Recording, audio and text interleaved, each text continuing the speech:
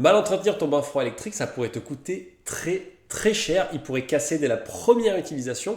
Et si jamais c'est de ta faute, eh bien le constructeur pourrait ne même pas te rembourser. Alors pour éviter ça, on va voir ensemble le top 5 des erreurs d'entretien les plus classiques quand on a un bain froid. Salut mon givré, c'est Valentin, je suis le fondateur des bains froids Loose et ça fait des années que j'accompagne les athlètes pour améliorer la récupération grâce au bain froid. Et pendant toutes ces années, j'ai vu énormément de bains froids tomber en panne et c'est toujours pour ces 5 raisons qu'on va voir ensemble dans cette vidéo.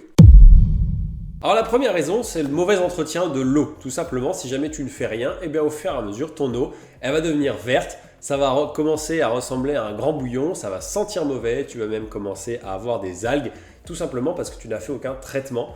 La seule chose qu'il y a à faire chaque semaine, c'est de mesurer le pH de l'eau, soit avec des bandelettes, soit avec un testeur de piscine, et d'équilibrer le pH pour qu'il soit autour de 7. Si jamais il est trop élevé, tu mets du pH moins pour le baisser, et s'il est trop bas, tu mets du pH plus pour le remonter. La deuxième chose à faire, ce que je te recommande, c'est de mettre un petit flotteur avec dedans des pastilles de brome. Ça va permettre de désinfecter l'eau pour éviter qu'il y ait des bactéries, des virus qui se développent dedans. Si tu appliques ces conseils, surprise, tu auras une eau claire, transparente dans laquelle tu auras envie de prendre ton bain froid. Il faut donc que tu fasses cette procédure d'entretien toutes les semaines et tous les 3 mois environ que tu changes l'eau du bain. La deuxième erreur d'entretien la plus fréquente, et c'est vraiment celle qui arrive le plus souvent, c'est de ne pas entretenir les filtres. En général, ton bain froid il est composé de 2 filtres, un pré-filtre qui arrête le gros, c'est-à-dire les cheveux, les poils, les feuilles, et un filtre en papier qui arrête les poussières et tout ce que le pré-filtre n'a pas pu traiter. Et bien toutes les semaines, en même temps que tu fais l'entretien qu'on a vu juste avant, et bien il faut que tu démontes ces filtres et que tu les nettoies, parce que s'ils s'encrassent, et bien la pompe va avoir de plus en plus de mal à faire tourner l'eau dans le circuit, elle va forcer et elle va finir par tomber en panne. Ou bien encore pire, si jamais il y avait des cheveux par exemple qui passaient dans le circuit, et bien ils vont se mettre dans la pompe et là dans ce cas, c'est la panne la plus complète, il faut changer la pompe.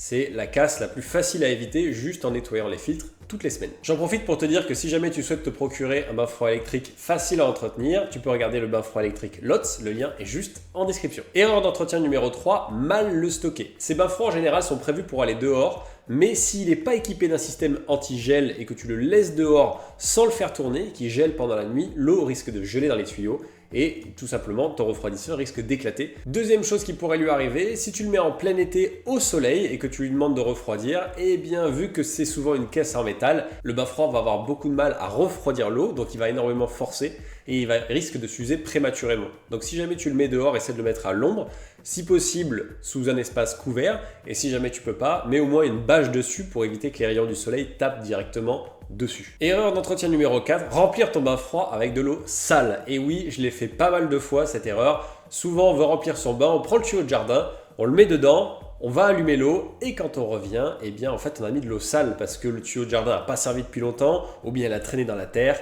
Et en règle générale, l'eau qui sort pendant les 30 premières secondes n'est pas propre. Et ensuite on lance le circuit et tu as de l'eau sale avec de la boue et de la terre qui se met à tourner.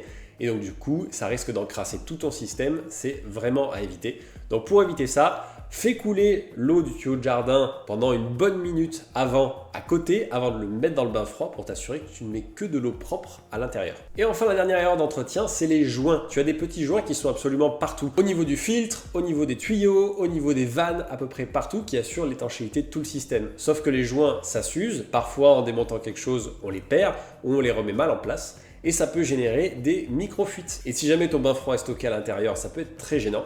Et même si jamais il est stocké à l'extérieur, eh bien s'il y a une fuite d'eau, il peut y avoir de l'air qui passe dans le circuit, sauf que le circuit a besoin d'être étanche pour fonctionner. Si jamais il y a de l'air qui rentre parce qu'un joint n'est pas en place, ton refroidisseur normalement va s'arrêter car il ne pourra pas fonctionner si jamais il n'y a pas une étanchéité parfaite. Pour éviter ça, pense à vérifier que tes joints sont bien en place et pense à les changer régulièrement lorsqu'ils sont trop usés. Voilà mon givré, on a vu les 5 conseils d'entretien pour ton bain froid électrique les plus importants. Si tu veux voir une autre vidéo sur les bains froids, je t'invite à regarder juste ici. En attendant, prends soin de toi et à bientôt mon givré.